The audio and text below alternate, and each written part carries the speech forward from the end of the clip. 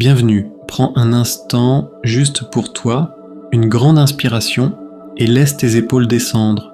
Le 7 juillet 2026, une porte s'ouvre, une fréquence rare, le triple 7, c'est un appel. Le chiffre 7, c'est la sagesse, la maturité, la force tranquille de celui qui ose décider par lui-même. Ce portail, on l'appelle celui de la souveraineté, parce qu'il vient secouer ce qui ne te ressemble plus, les vieux schémas, les anciennes certitudes, ce à quoi tu t'accrochais, sans même savoir pourquoi. Imagine le tambour d'une machine à laver, tout tourne, tout se brasse, et peu à peu, ce qui est essentiel se dépose, ce qui est superflu s'en va.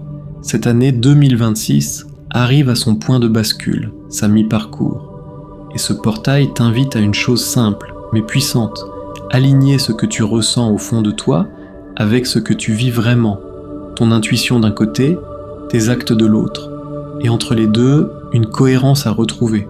Cette fois, une autre force accompagne le passage. Neptune, en Bélier. Neptune, c'est le rêve, la vision, l'intuition profonde. Le Bélier, lui, c'est l'élan, le courage, le pas en avant. Et quand les deux se rencontrent, le rêve cesse d'être une idée lointaine.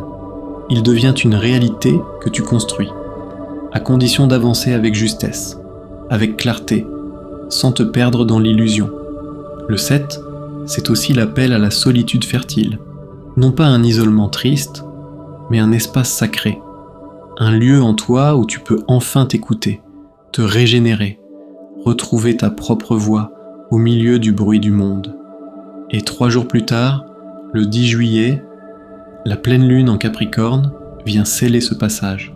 Le Capricorne, c'est la structure, la maturité, la patience de celui qui construit sur du solide.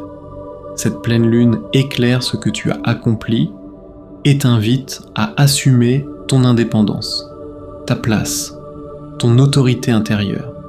Ce n'est plus le moment de te justifier, c'est le moment de te tenir droit dans ce que tu es devenu.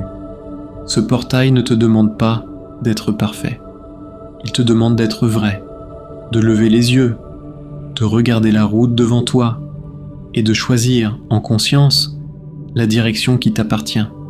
Parce que la spiritualité, ce n'est pas une fuite hors du monde, c'est une façon d'habiter le monde avec plus de conscience, plus de clarté et plus de force. Prends soin de toi et à très bientôt.